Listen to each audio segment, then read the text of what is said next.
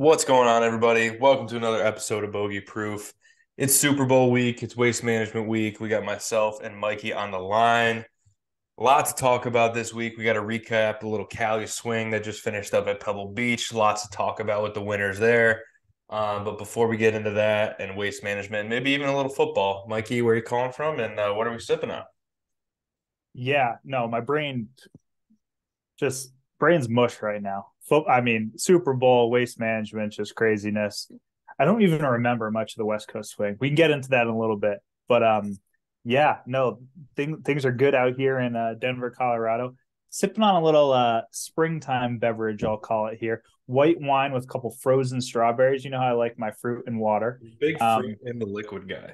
so went with I think this. I mean, it's just like a boxed white wine, but I mean, Gets the if you job got done. you got to have something in your fridge at all times that's not beer or liquor or whatever. So this has been in the fridge for a little bit. It's got to go. So put a couple fruit in there, freshen up your day a little bit. But super excited to chat a little golf. I mean, waste management. I have a hard time just like placing waste management because if it wasn't on Super Bowl Sunday, like we might have the best tournament of the year. But at some point, your brain is like, just it gets shifted towards the Super Bowl, and that's just all that you can really handle. So I'm going to try to do that again this year. Try to consume as much as possible of both. But yeah, no, exciting week. But what do you got going, Matthew? Not too much. It's gray days of winter up here in Connecticut. It's not hasn't been terribly cold, not a ton of snow or anything like that. I'm sure compared to what you're getting out there in Denver, but it also hasn't been nice out for like 3 months, it feels like. So we're Yeah. just kind of stuck in between it, trying to fast forward a little bit to like, I don't know, mid-March, end of March when we start seeing some grass outside. But we're sipping Mm-hmm. on a little high noon tonight, a little grapefruit Mm, flavored. mm. Not my favorite flavor of the high noons, but all high noons in general I enjoy. So we're That's a working. that's a that's a clean choice, I would say. Yeah. If you're gonna drink clean, High Noon is a clean drink, I Yeah. would say. And I think grapefruit is one of these of the high noon flavors. Like, I think this one would be the best, like poured in a cup with some ice. Mm, It's a mm. little bit like grapefruit obviously is tart, but it's a little much for me. But we'll see.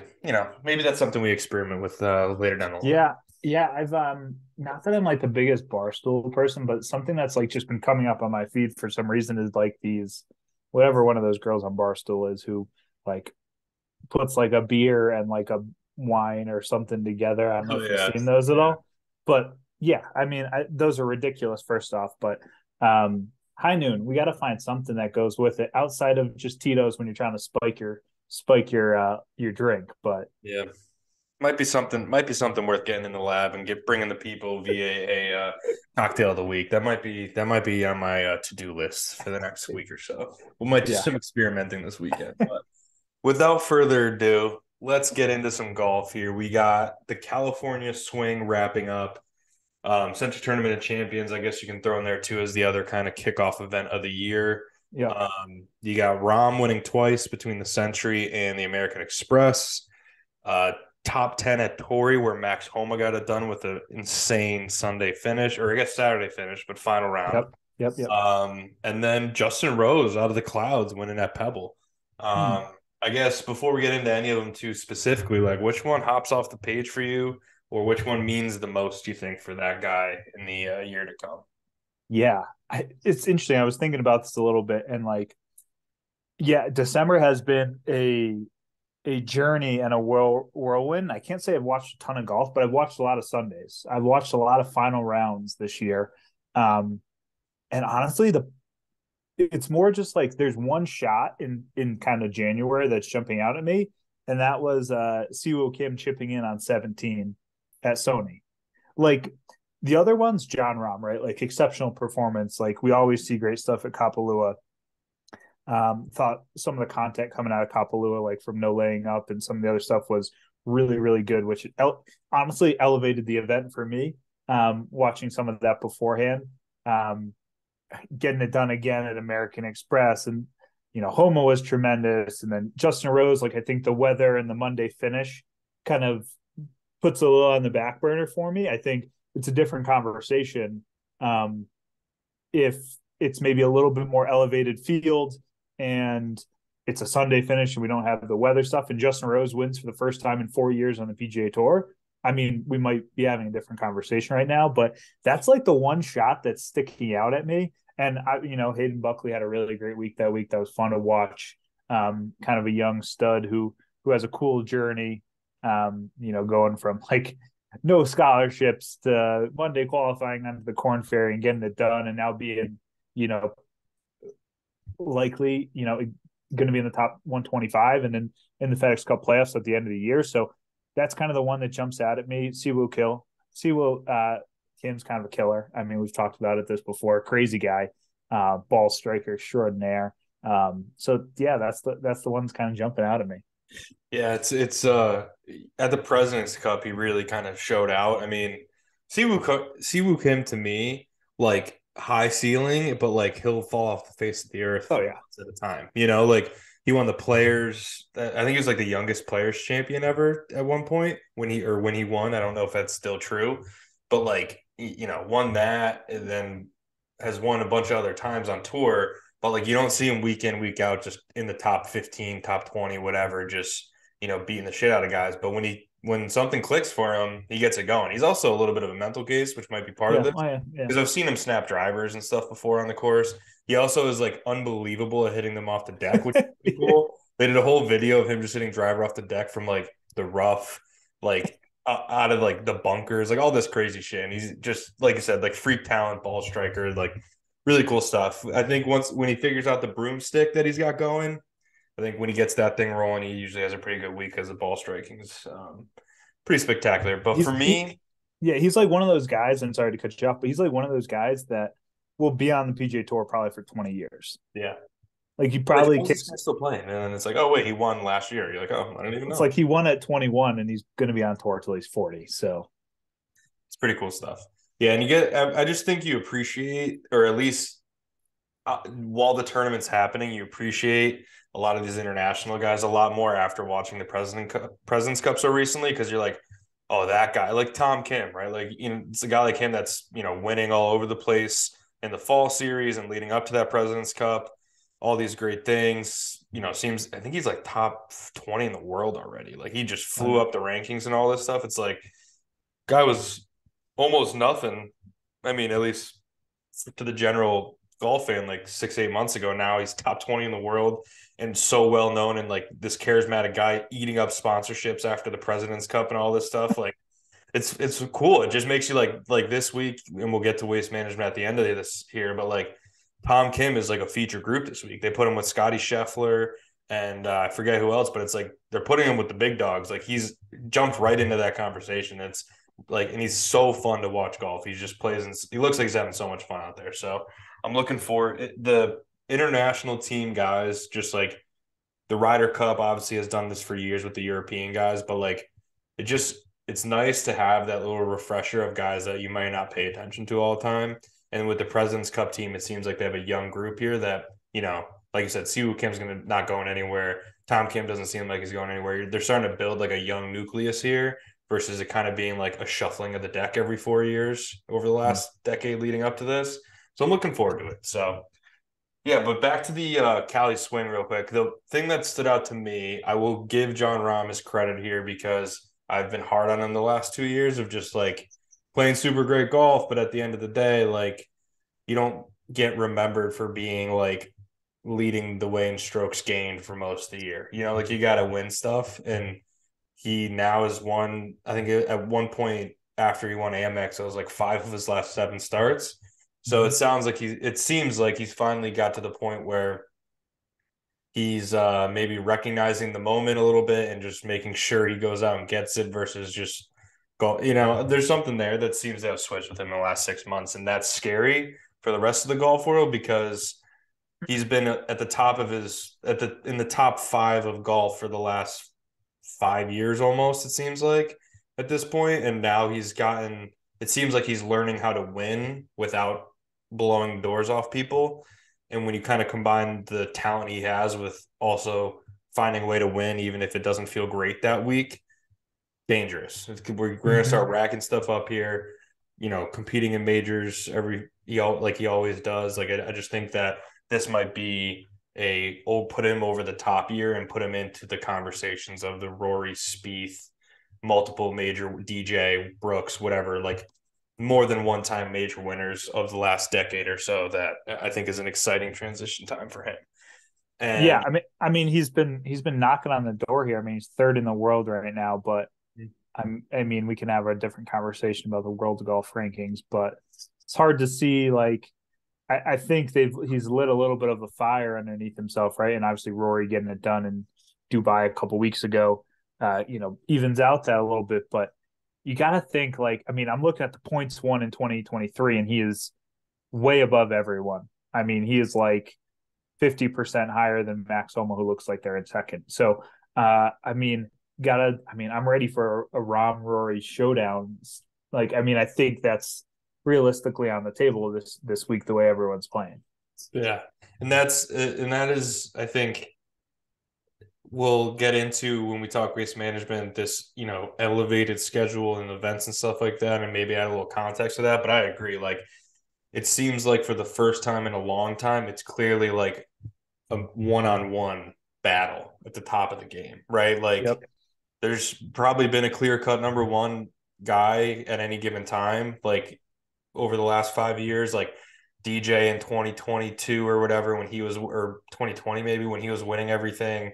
You know, Brooks had his run with majors before that. Like, there's always been like the big dog, and there's never been like two big dogs, it seems like. And it's like now you have both guys winning every time they play almost, and like seems like they're on a collision course towards each other, and it's going to be insane to line up. And I just hope it happens at a place that will like provide the arena for it, like a Waste Management, or Augusta's not that far away, like, whatever, Bay Hill, I don't know, whatever it's going to be, right? Like, just a place that's going to have some context to it from a tournament perspective, golf course perspective, where like give us some context to go into the shots that these guys are going to be pulling off, kind of jousting back and forth. I hope it just lines up like that. It's like, it seems like Tiger and Phil, like, lots has happened with those two in the last, handful of years here, but like when they were in the heat of their, primes, like, I don't know, 20 years ago now, where they're just beating the crap out of everybody but each other, it seems like they're kind of trading blows. It's like, seems like we're entering into a stage like that with Rory and Rahm here. And it's interesting to see how long it will play out, because obviously Phil and Tiger went back at it, back and forth for decades, it seems like. So, Mm-hmm. but before I wrap my Cali talk, I do want to give that would probably be my most impressive wins, because you got two of them, and it's Yep. kind of starting to do what I've always given shit not to do for Rahm. But Max Homa's long irons on Saturday into those par threes, like hitting like 3 yard cuts and like four irons, 220, 230 yard, whatever, to like left pin locations at a place like Torrey, where like if you're not hitting greens, like you are in a lot of trouble with the rough around that place. And, he's cutting it to left pin. So he's bringing all the short side problems in the world onto himself there. But to just like pull those freaking shots off, man, like those were some majestic iron shots that he Yeah. was hitting out there at a course that requires them, obviously. And that's obviously what separated him. But like those were the shots over the last month or so that I'm just like, holy shit, man. Like that's some good. Yeah. I mean, there were some good shots on like 11 down the hill there to that back right pin. There were some good shots, right? And I wouldn't say it's easier, but right, like 215 down the hill when you can cut a long iron and land it soft, that's one thing. But to hit the shot he hit on 16 to like cut it into that left pin, like you're talking about, like 220, I mean, that's legit. And then you show up and you make the putt. So after Morikawa like drains a 60-footer. Yeah, that's the thing too, right? Like he's playing with a guy like Morikawa, who in the last 3-4 years has been unbelievable, and especially for like that exact shot, right? Like hitting these crazy mid to long irons, 2 yard cuts, no matter like within a 3 yard circle all over the world, like, Mm-hmm. and to kind of be stunting on the guy in the group that's been making a name for himself doing that the last few years. Like, I think Max is, I mean, he's won 5 times in the last 2 years. It feels like he's like on a definitely, playing the best golf of his life in the last 18 months. We'll call it. It's like Max Homa, like, was this the year he makes a little bit of noise and, insert whatever major, LACC will probably be a good fit for him with the Yep. iron play on display and stuff like that. So just want to give Max his credit because impressive stuff at Torrey. It's a big boy golf course. If you can do shit like that at a course like that, like when it kind of beats you up all day. If you're in the right spot to pull that shot off on 16, like I think that speaks volumes to like how in control of his golf ball he is to not just get beat up mentally by being a little bit off here and there all day at a place like that. So Yeah. big year Well, for and Max. I just want to kind of think about this too, right? So Max Homa's 12th in the world. Jordan Spieth is 17th. Mm-hmm. Jordan Spieth, tremendous, major champion, all these things, right? Max Homa is so much better at golf than Jordan Spieth the last 2 years. It is unbelievable, right? And Rory, Scotty, John Rahm, Cameron Smith, probably like they're that much better than even a Max Homa. But like, it's interesting to kind of look at the rankings and think about those kind of things, right? And like, yeah, Jordan Spieth, like, right, he's kind of had a little bit of resurgence here, but like, I don't even know if I put them in the same class. Like, if they show up on the same day, like, I'm expecting Max Homa to beat Jordan Spieth soundly, which is something we would have said 3-4 years ago, but it's just the reality of where we're at right now. Right. And it with Jordan, he's one of the most interesting people in golf, and I think that's why he has like the fans that he does and the stuff that he pulled off, over the last decade almost it is now. Like is I think all most of his majors were 2015, 16, Yep. 17, right? So it's like that's almost 10 years ago.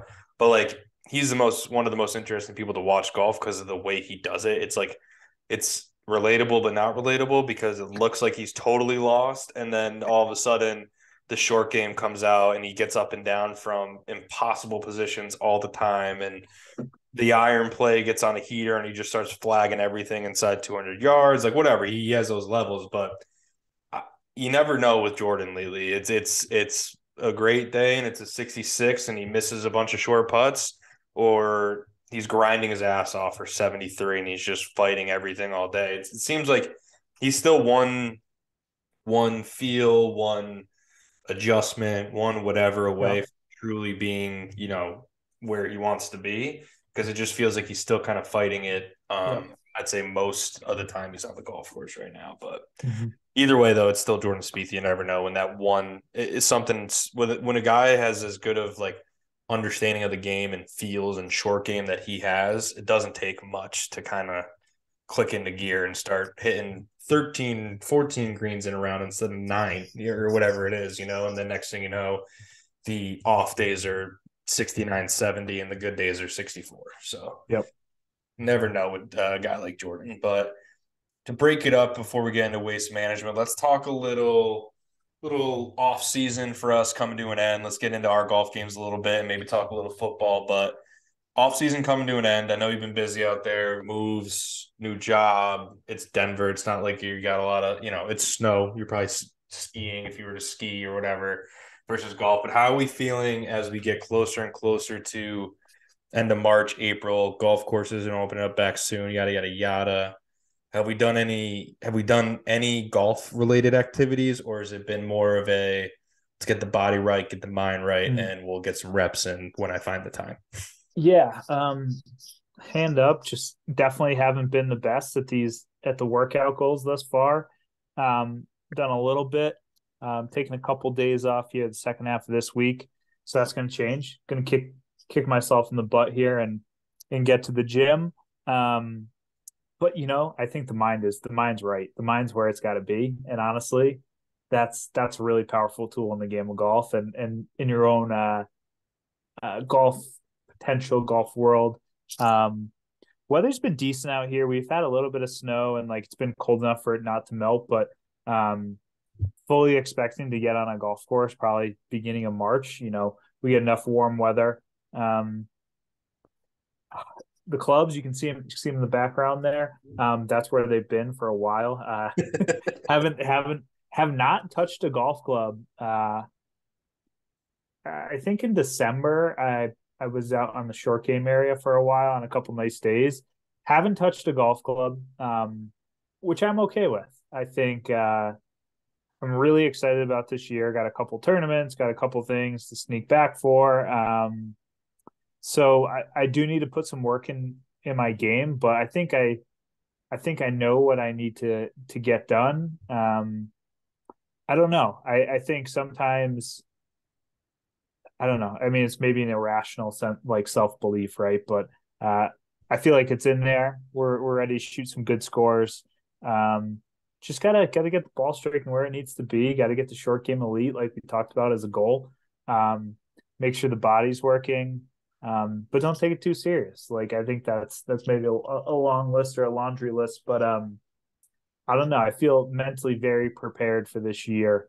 Uh, I don't know if it's just being a little more settled, right? And having the new job and getting out of grad school and um, like knowing that I'm going to have some time this summer to actually play golf, which I didn't know last year. Like, I think, I ended up, out here kind of at the end of August for this job, but like, there was a chance I got a job in like July 1. And then and when I was in that state, like I was not just like playing golf and spending a bunch of money in between school and work too. So I think Of course. I don't know. I think that's reassuring and I'm ready to get after it, I think. So no trips planned south. Like I know you're heading down south, but gonna get a little work in at school on the GC quads, the launch monitors, get the game right, get the numbers right. So the first time I tee it up, I know exactly, 7 irons going 184 and a half, in There the you air. go. So we're ready to go. Yeah, the mental side is at least half the battle, if not more, you know? So as long as you got good ideas, good vibes, good mental state going into it, that's going to help a lot of things that maybe could use some reps. You'll get them there with the mental side. So that's good stuff. And especially like I said, you got some access to some launch monitors and things of that nature. In the spring, come spring, start taking advantage of that. Next thing you know, Next come thing you know, July dialed. when the school year is essentially done for like the athletes on campus and whatnot, you got a little more access to that. You start hitting the ball, like you start hitting 3 buckets a day whenever you want. Yeah, I mean the game should be dialed before I ever touch the golf course this year. Exactly, exactly. Get the wedge numbers right, know how far we're launching it, know the face angle, just see this is dangerous stuff though, because I can just see your brain right now thinking about all those different things, and it's getting really dark in there. It's getting really dark. So Sometimes like ignorance is bliss. If the ball if it feels good off the club face and it goes where you're thinking it should go, sometimes it's all you need to do. yep. But yeah, I mean, off season, Connecticut, it's not much to do. I am lucky enough that the Indian Hill, we do a winter league once a week. So we go up like on a Thursday to just like a simulator kind of, yeah, little, I don't know, we got like five bays or whatever, and we just rent it out for a couple hours every Thursday night and have some kind of semi-competitive games going and stuff like that. So you keep swinging. I mean, they're not it's a essentially like a top golf kind of simulator, where it's like you're actually playing courses on it, but like, I'm not trusting the numbers on that by any means. So but it's good to swing and, feel the club face and this and that, just to keep the muscles moving a little bit and, keep some flexibility in some certain areas that when you stop swinging, all of a sudden you go swinging, and you're like, wow, that club's not moving the way it's supposed to. Yeah, So it's a lucky enough to little swing slow, once a a little week. heavy. Yeah, exactly.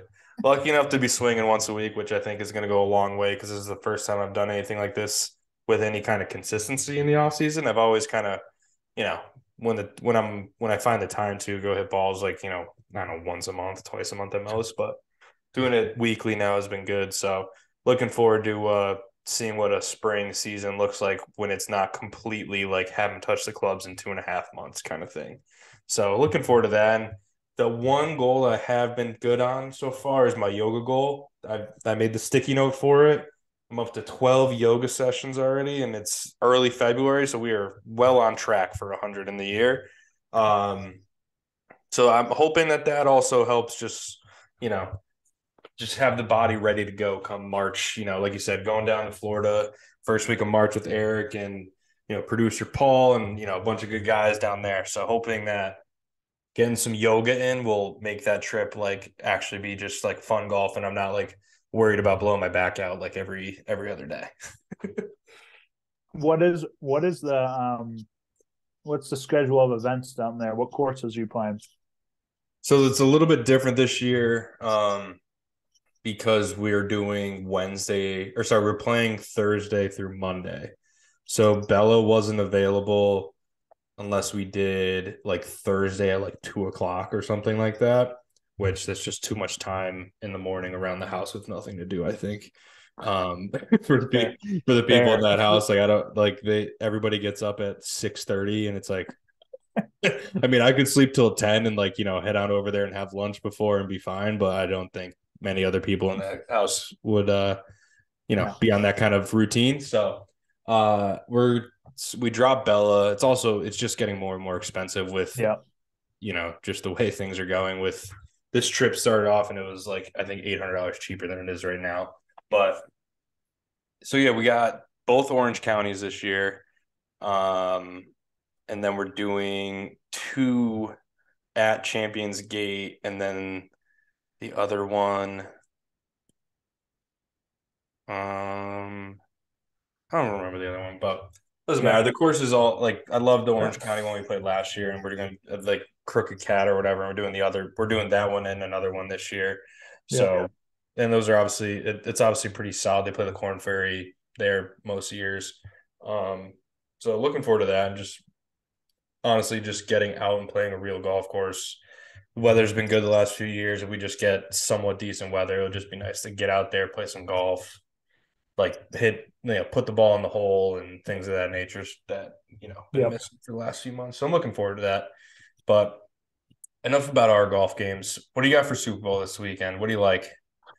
It's interesting with, you got the Kelsey brothers, you got a brother, Mm-hmm. you got the first time two brothers are playing against each other in a Super Bowl, which is pretty cool. You got somewhat injured Mahomes. Obviously, it's only going to be getting better. He's going to have an extra week off here with the bye week they do, or they just finished up, I guess. And then, but you got the Eagles who, when Jalen Hurts was healthy, only lost one game. So Yeah. a lot of I, things going on. yeah, I think you bring up some important points. I think the Mahomes injury is interesting to think about. I'm not probably not reading too much into it. I mean, I think if he's a little less mobile, I think maybe that impacts him in the first half, and then second half probably all bets are off, right? And you're just gonna do that. I think the Eagles have been more dominant when they've played well than anybody else in the NFL. So I think that's what's got me leaning towards the Eagles. That like if the Chiefs come out and don't play great, I Mm-hmm. think the Eagles stuff them. Yeah. Like I think that's on the table, right? Like 49ers, right? Obviously that there are injuries at quarterback and a couple other things going on, but like they just stuffed them from the start. Like I think that first quarter and that first maybe first drive on each end, I think will tell us a lot. If Mahomes goes down and they score, right, and they get a little momentum, and Kelsey starts shit talking, and they get their right, like they kind of get their swagger. Like I think then it's going to be a really close game. But I also think like Philly they've had a tendency to just lock people down defensively and run it down people's throats. So I think my money's on the Eagles. But I mean, right, Mahomes has had some success the last 4 years. It's hard to take that away from him, especially in big games. Like we've seen, right, like generational quarterbacks have had a lot of success in Super Bowls. Yeah. Like there's not a lot of, you know, not a lot of flash in the pan quarterbacks, or even, I mean, outside of maybe like a Nick Foles who was, a backup. Like we haven't seen a ton of success from.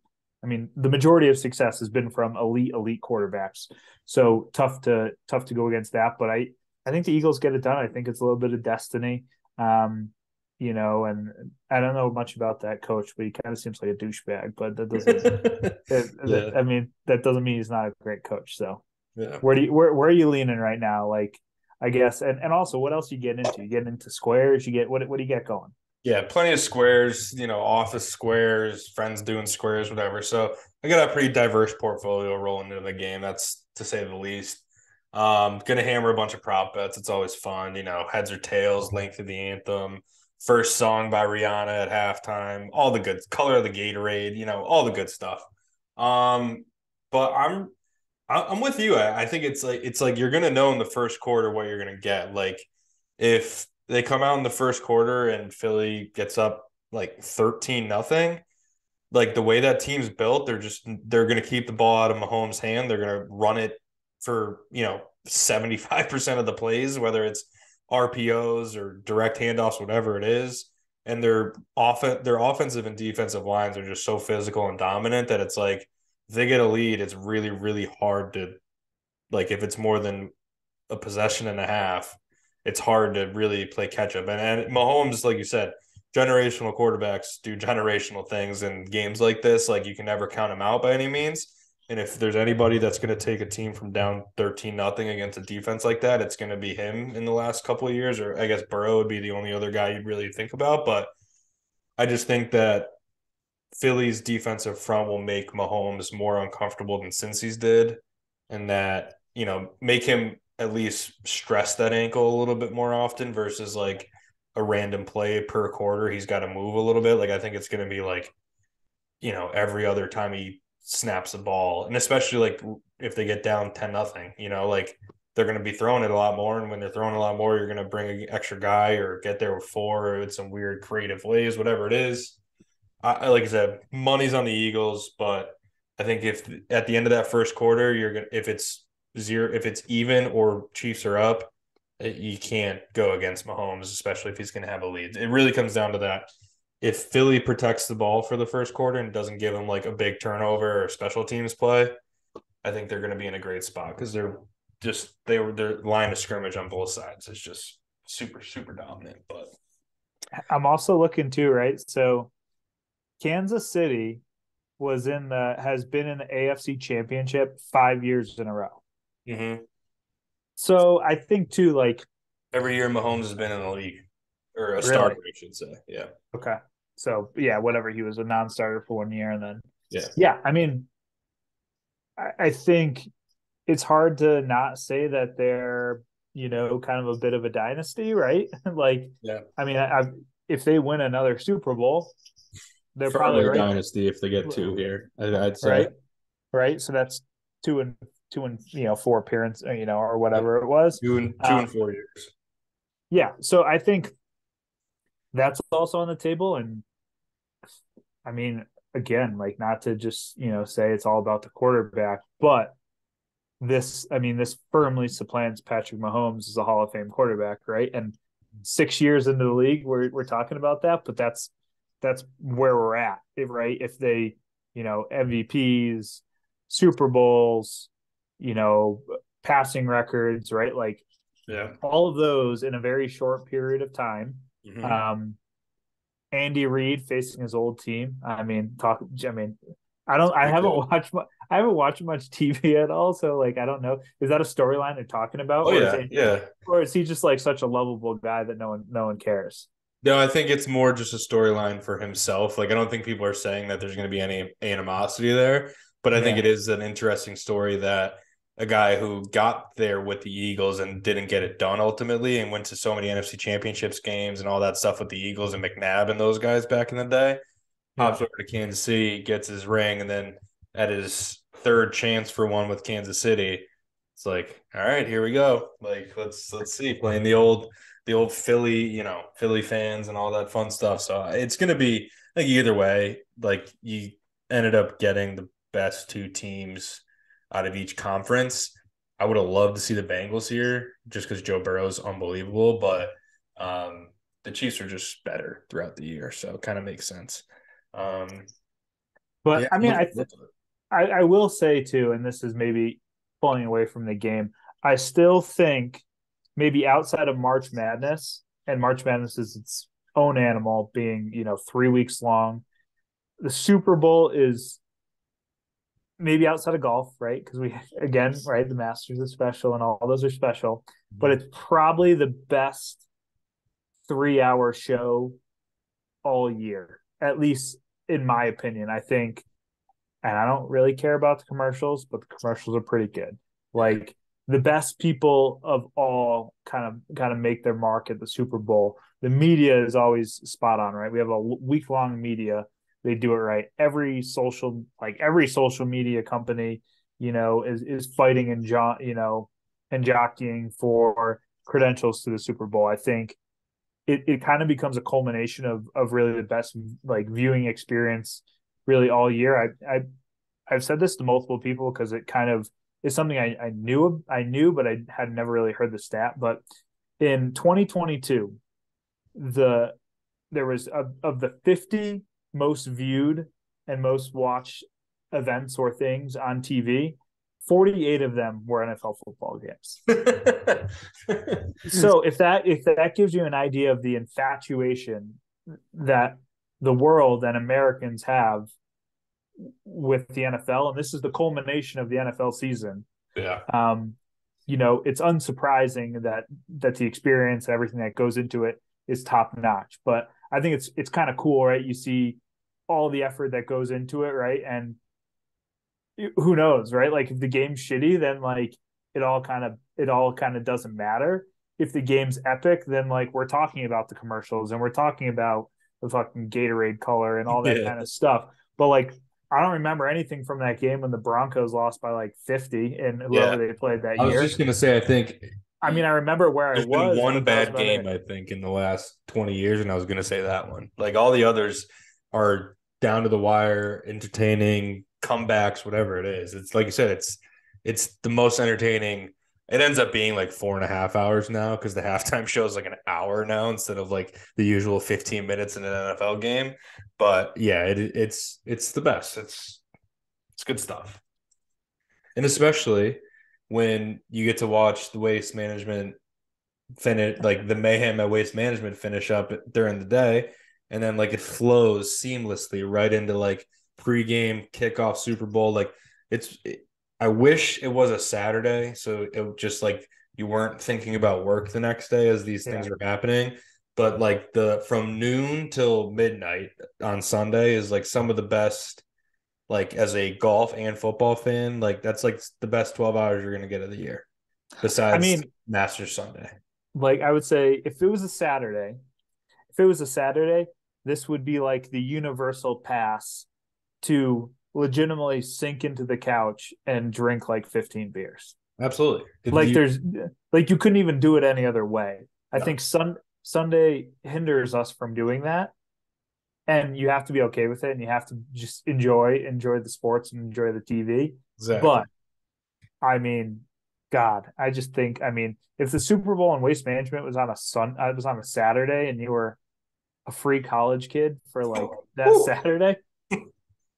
I mean, it's like to your point before, it's like Thursday March Madness or Friday March Madness when there's 16 games each day, and it like starts at 11 a.m. and there's 3 games at a time until midnight. Basically, it's like, what am I supposed to work today? Like, what are you talking? Like it should be national holidays. But back to the golf, waste management.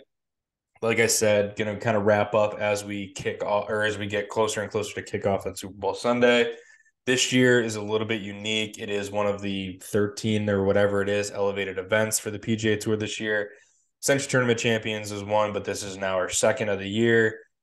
And Waste Management has always put on a show, especially the last 5 years. I feel like the entertainment factor is through the roof. Like you said, I think if it didn't fall on Super Bowl Sunday, would stand out a lot more, like you said before.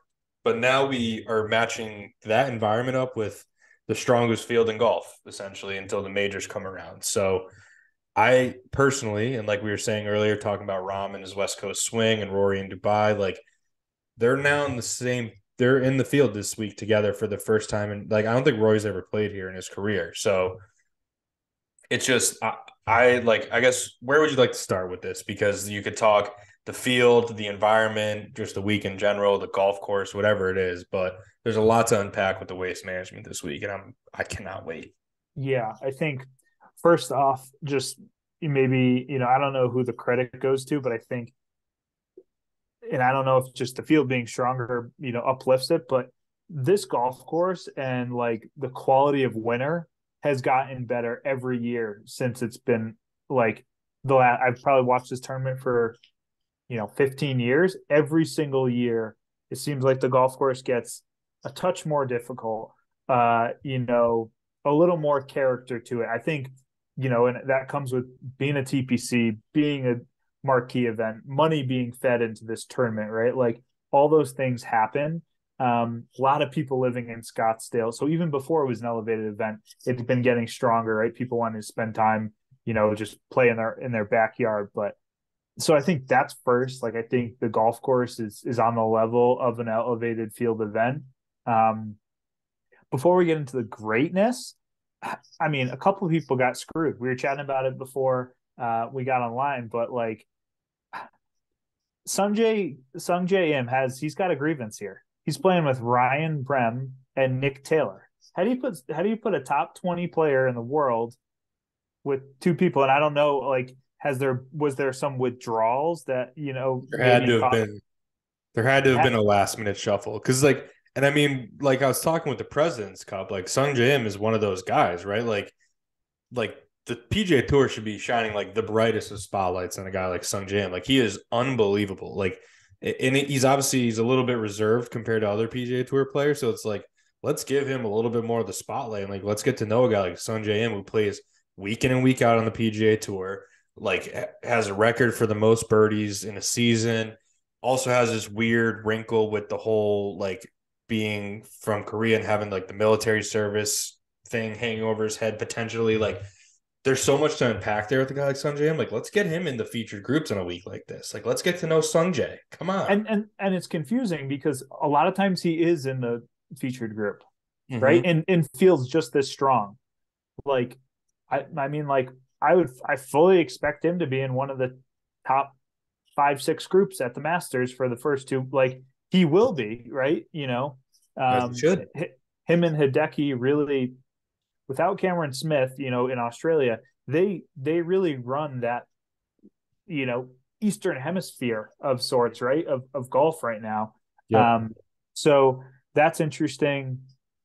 Love me some Witch Urensky, being a Western Mass guy, but Cameron Young's got to tee up with Richie, who's like, he made the cut last week, but he's had his struggles the last couple of years. Martin Laird, just I don't know much about him. Obviously won Shriners maybe a year or two ago, but right, like there's a couple misses here. And then Would love to just swap out Keegan for Sungjae. Yes. Put Sungjae with John Rahm and Max Homa. Like that's the group I want to see. Yeah, Keegan, great player, but like I don't prefer to watch him twitch around on the golf course and do whatever he needs to do. I want to watch Sungjae flush iron shots and flag it all over the place. no, put Trey Mullinax is playing with Siwoo and Tom Hoagie. Put Keegan Bradley with that right there. You got ball strikers galore, and a good group of, top 40 players in the world. Yep. So I'm a little confused. Maybe we'll have to send a note into the PGA Tour, tee time committee, whoever's in charge of that. Yeah, we'll have to get in their asses. Get on their at least get some reason. See what's going on there. But yeah, no, that's good stuff. Also, to this, and maybe this is racist, but I think I really think is Kurt Kitayama and David Lipsky, are they the same person? Like I've never seen him in the same never seen them in the same room on the same golf course in the same group ever together. Like one shows up and the other one misses the cut every week. It's very true. I don't like trying to. Okay, there we go. Yeah, maybe it looks like just a different logo on the hat. The pictures are incredibly small on the PGA Tour website, so it's tough to get a good eye. But it's a good point. We might have to do some investigating this week. Kurt Kitayama is also, if you're really trying to dive into like just random people on the PGA Tour, Kurt Kitayama is like 41st in the world rankings right now, and he missed like 12 cuts in 25 starts last year. The fuck does that happen? Because he had 4 top threes. Oh, like just he finished. He almost won the Scottish Open, didn't he? He finished second 3 times on the PGA Tour last year. Wow. So like, And he did like last week too. Didn't he finish like yeah, fourth last week? yeah, exactly. Blew up, and though he finished like 20 something, but that was Okay. because he shot like a million on Monday. Okay. But yeah, no, so gotta do a little deep dive, see if they're the same person. But respect to both. Kurt Kitayama just was going to play in the Masters this year, so. Good for him. Let's see. So like for waste management, these elevated events. Sorry, yeah, sorry. What are your comments? I just like we talked about the Rory Rahm thing. Like, I'm just glad I don't have to wait till Augusta to see that. I feel like in the past, especially the last 2, 3 years, the Florida swing has really been like decimated since Tiger stopped playing. Yeah. Like they all show up for the players, obviously, and most go to Bay Hill, but really not as many as what used to, it feels like. Um, just due to like it's such a busy time of year for them with the match play thrown in there right before the Masters and stuff now with the WGC players, all that stuff. But I just feel like in the match play, it's all the random pools and world ranking based stuff. So you never get like a 1 and 2 in the same group or things of that nature where like Rahm and Rory would be or Scotty, whatever it is. Um, so I hope that this, because they're going to move the schedule around every year. It seems like with the elevated events, they're not going to go to the same place every single year for them. But I just love that you don't have to like wait and hope that you like strike gold by getting a matchup with like two guys on unbelievable heaters, top five in the world, both like actually playing in the same tournament the same week, yada yada yada. That isn't a major because it's like I feel like even with Tiger and Phil for as long as they were 1-2 or 1-3 1 whatever in the world, like you very rarely actually got a duel in a tournament head to head, just because very different schedules, the majors, it you're not always trending at the same time when the majors come around. But I'm hoping that you're gonna have now that you have 10 to 13 whatever elevated events in the year that all the top guys in the world have to play in. I hope that you now will get more situations like we're gonna walk into this week with Rahm and Rory, both playing at like as good as they've played in recent years, like top of their game. Rory won in the world, Rahm three, but knocking on the door in the world, winning five of its last nine starts now, whatever it is. And you're in the same field, same week. You're not waiting till Augusta to see that because honestly, I don't know when they would have lined up again if it wasn't for getting lucky and running into each other in the match play, which, it's hard to predict how those brackets and pool play and all that stuff works out. So it's like this hopefully is like a good sign of things to come where even if it's not Rahm and Rory, if it's, Scotty gets hot again and I don't know, like, Rahm or Morikawa gets going again or JT, whoever it is, it just sounds like, and like, obviously this is kind of the goal of doing this, but it's like, you're gonna give yourself more chances for like lightning to strike with having these kind of head to head, top five, top 10 guys in the world dueling it out while they're both playing extremely well, which with the length of the PGA Tour season and all that stuff, just in the last 5 years, it just never seemed to happen.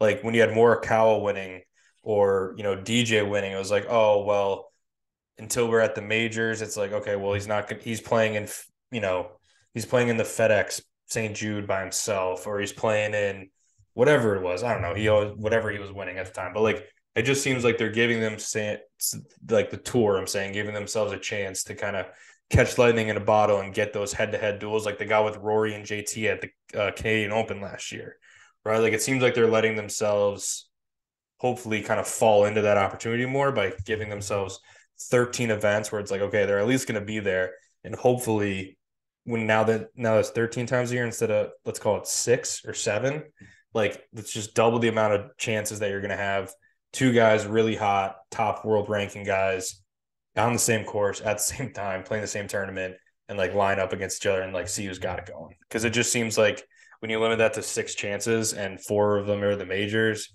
and the other one's the players, it's like the golf course variation there is so wide that and it's so spread out throughout the year. You guys might be trending in totally opposite directions that you'd like to see both going up and kind of clash. So that's my very long-winded like spiel on like how I hope, this being number 2 of 13, they could not line up again the rest of the year, but I'm hoping that this gives them more chances to kind of get weeks like we have this week where there's a lot of hype around like Rahm's trending, Rory's trending, 1, 2 in the world. Like let's see who comes out on top, or at least like get a Saturday pairing, hopefully. Yeah, I think too, like that's a good point. Like I think we will get that Saturday pairing that we're hoping for, in an elevated field event that usually we have to wait for a Sunday at a major. Mm-hmm. I think that casual, you know, Rahm, Rory, Homa threesome, on a Saturday, like probably will happen. I don't know, right? Like I don't know when that happens, but I think we're gonna get a field, right? And cream always rises to the top, and we will get a Saturday where and we'll get it here, when they're still playing threesomes that like 6 or 7 of the top 10 in the world are in the last three groups, right? Um, so I think that just lends itself to, great television and um, you know, I think we'll have that chance. And if it happens this year, I think it just, it shows the PGA Tour that it was worth it. If it doesn't happen, maybe we'll see the impact on that. Um, I don't know. I think there's a lot of moving pieces in the PGA Tour. Like, I think right, this Netflix thing that comes out. I don't think we know the impact of that show until we actually see it with our own eyeballs. Yep. Um, right. So I think uh, PGA Tour is in very much like a position here where it goes one or two ways, and um, continues to kind of be the elite, golf experience and kind of thing that we watch on, Thursday through Sunday every week. Right. And we invest money and we do things like this Netflix series and continue the elevated events and throw more money at it or whatever. Or like, things don't go as well. Right. And we lose some tournaments, right? Like, and I want to get your opinion on this. This is outside of the WN championship, but like, right, we're losing the match play at Austin Country Club, Mm-hmm. right? Like that to me was a really strong event, and a unique event on the PGA Tour. Like, I don't know, like if we lose that and it doesn't get a title sponsor or a different place, like maybe we're not going in the right direction or we're kind of going in a downward trajectory. So interested to kind of see some of these things kind of actually executed. We've seen the opportunity and PGA Tour has kind of put themselves in the right position to be successful, but let's see how this year plays out. Let's see how the eyeballs, see some of the things that actually happen. Yeah, no, it's a good point too. Like you said, there's so many moving pieces, and it seems like it's all happening at the same time. There's no like, let's try this, see how this goes. Let's try this, see how this goes. It's like let's just try all of it at once and figure out which one sticks. Which might be like counterintuitive within some of each of those goals. But yeah, the losing the match play at Austin Country Club, I thought that was a great course for that event with the risk reward. It's not like a championship venue of like a US Open or PGA Championship or Open Championship caliber or whatever, but it worked for match play. It was quirky holes, whatever, things of that nature. It seemed really fun. And we always talk about how awesome match play is to watch just because of it's something different and whatever. So yeah, I think that's a huge, huge focus point the PGA Tour has to have as this year continues and into next year of figuring out what they're going to do with that. Because I think if they just lose that completely, that's like a huge loss. Like Yep. if you lose something like that and you keep like the Rocket Mortgage, like what are we doing? Yeah. Like I'm not saying they need to keep every PGA Tour tournament they ever had, but like that one seems to be the one that's in like soloed out and people always seem to say good things about. So it's like if that's the one we're dropping, I would just like to know why. I'm going to need some answers on that one if we're just like not And doing I everything don't, we can to get that back. right. And I don't know if we're probably not dropping it, but it's going to need a Yeah. new title sponsor and a new location. Which can So take I think, which can take time and I think would be a really interesting thing for us to. So I got the S&P 500 up right now. I'm trying to think about what company is going to take this on as a title sponsor and what golf course they're going to play. Um, nothing's jumping out at me at the moment. Right, but right, like McDonald's in Chicago. Like, could we bring back like Butler National and have like the McDonald's match play out there at the men's That, only club, that would be fun. or like United Health Group up in Minneapolis. Like, can we just get Hazeltine on the schedule out there for a match play championship, or fucking Tesla and hosted at Olympic Club or California Club, like one of these places that maybe, or like, I don't know, like there's all those kind of interesting things. So kind of trying to think about like, hey, what title sponsors and in places that their headquarters are, maybe post up and become the new match play. See Accenture out here. Remember back in the day when they used to play that in Arizona? Oh yeah, yeah, yeah, yeah, yeah. Accenture champion. When I think about that championship, I think about like Hunter Mahan hitting hosel rockets like out Yeah, there in in the the desert. desert, and that Victor Dubuisson like getting up Oh and yeah, down out of the cacti and stuff. yeah. It's good stuff. Yeah, we should get back out there. So what we're gonna we'll find a title sponsor and maybe send Dove Mountain a note about maybe getting back on that. But Would love that. Or even go yeah, out to but Vegas or something. Let's do it. Get yeah, some hey, desert golf back. yeah, or just like fucking, I know we have the Barracuda Championship, but like, can we? I mean, there's some great private clubs up there. It's like, what is it? It's in like Trunky, I don't know, Martis Camp or something, where they're having the Senior Am this year. Epic golf course. I mean, that's what it's going to probably be, right? Like, you made a good point. Like, it doesn't have to be this U.S. Open type venue. It just needs to be visually spectacular on TV and fun. Yeah. So just, who cares? Like, it doesn't need to be anything, but make the fucking match play like a live event and just fucking throw 50 million at it, and just make it a spectacle. Yeah, like all those quirky courses that people like kind of bitch and moan about for stroke play events and yada yada yada, like they're meant for match play. Like give Yeah. me a stupid dogleg par four that like, hey, I technically could put this up and around the green taking a stupid shot, but if I'm playing stroke play, I'm just gonna hit a 4 iron to the corner every time. Like that's what match play is all about, is having those like extra decisions, or decisions intensified, whatever, because you're in a match and it's worst case one hole, not a 6 shot triple or whatever. Like this is the time, like that's the event that you should use to play courses that maybe don't work for the 72-hole stroke play tests and things like that anymore, that have aged out. Put the tees in weird places, make shit drivable, like get weird with it. Like that's what you can do with the match play event, is like take advantage of courses that maybe the PGA Tour used to go to, kind of grew out over, got switched because of a sponsor, but it's Mm-hmm. still a good course. It just, doesn't have the distance test that you require for a championship or whatever anymore. Like put the tees in weird places and like, let's get after it with some match play. Like in match play, nobody knows how many under people are. It's just one up or two up or one down, whatever. So it's like, you can get away with it if somebody has to shoot 9 under to win their match. Like it will still be entertaining on TV. And I think Yeah. that it represents like honestly, like an opportunity for the PGA Tour to go back to some places that maybe they had to stop going to because the golf wasn't, the players didn't like playing there or whatever it was. And well, now maybe if you tell them you're going back to play match play, maybe it's a little bit of a different story.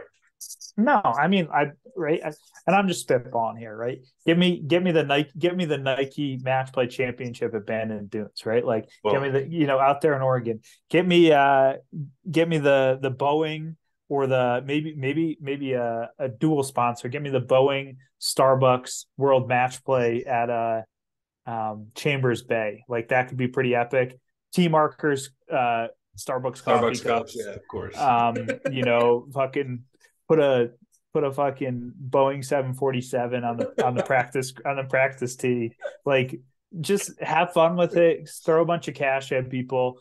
And right, like a place like Chambers Bay, right? Like, hasn't had a lot of people, haven't said many great things about it over its career, but like no one hasn't said that it's not visually like stunning Right. or like a really interesting golf course. I mean, come on, get me on the PGA Tour strategy team right Yeah. now. Maybe the corporate sponsorships, analysts. I don't know. Somebody Throw a name conference at us in, get us in the Zoom call, yeah. forward the link, whatever it is, we'll get in there. Give us the Give us the password, whatever we got to enter.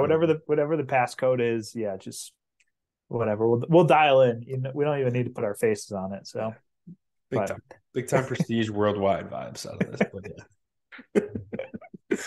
But yes, but absolute pleasure as always, Matt. Fun to chat. And any parting words? What's going to be your setup for watching what's going to be your Sunday setup here with Super Bowl and obviously Waste Management beforehand. Sorry, WM Championship. I think it's just got to be a really productive morning. Like, just get all your ducks in a row, because I think once those leaders get to hole 6, 7, 8, right before the turn there, like, I'm gonna want to settle in. So it's about getting, like, if I got anything I got to do, or if I need to go get grocery or food, etc., get up, get it done, take care of it, get back home, do stuff around the house, whatever it is, get ready for Monday, maybe just prep that before you, like you said, just melt into the couch and have a few beers, get ready for football, fire some bets in. It's going to be a great Sunday.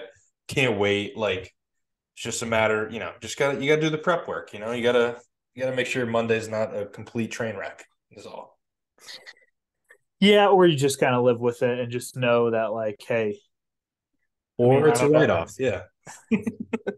Yeah, I mean, I think there's going to be enough people working at half capacity, in the world. So, just know, like, don't feel bad about it if it happens, because it's going to happen at some point.